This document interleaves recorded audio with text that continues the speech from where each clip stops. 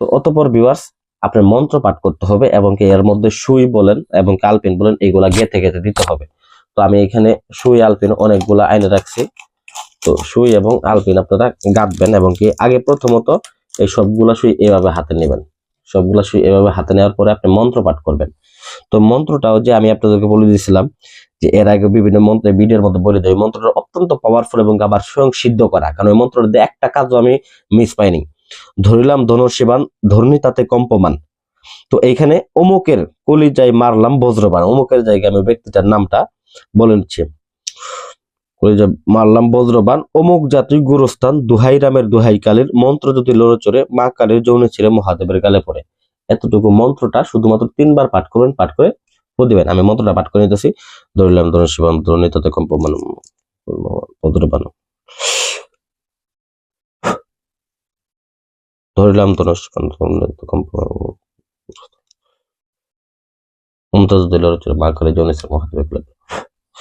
ধরিলাম ধনুর্শিবান ধর্ণী তাতে কম্পমান মারলাম বজ্রবান গুরুস্থান দোহাই গ্রামের দোহাই মন্ত্র দিলে হচ্ছে মা কালীর যৌনে ছিঁড়ে মহাদেবের গালে। মন্ত্রটা পড়া শেষ। তো আমি এখন সবগুলা সুই নিব, নিয়ে এক একটা করে তো আমি এইখানে পুঁতে দিব। প্রত্যেকটা মনে রাখবেন। তবে মাটি সংগ্রহ করার ক্ষেত্রে আপনি যে 2টা মন্ত্র ব্যবহার করছিলেন, ওই 2টা মন্ত্র আপনি ব্যবহার করতে থাকতে পারেন।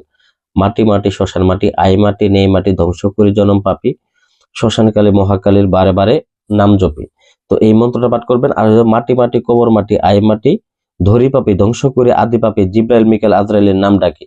তো এই মন্ত্রগুলা পাঠ করে তারপর মন্ত্র পাঠ করতে থাকবেন এবং কি এইগুলা সুইগুলা আপনি বুকের মধ্যে গাড়লেন, আমার মনের মধ্যে রাখবেন, বুকের মধ্যে গাড়লাম।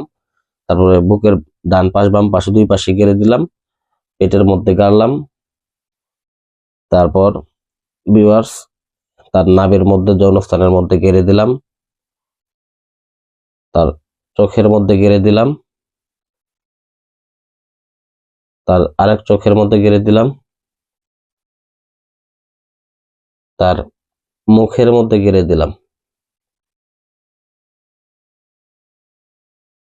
তারপর তার হাতের মধ্যে গেড়ে দিলাম।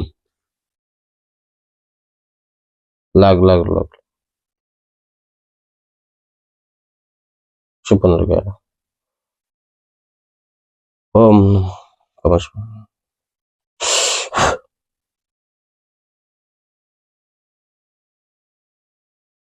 কালী কালী কালী মহাকালী।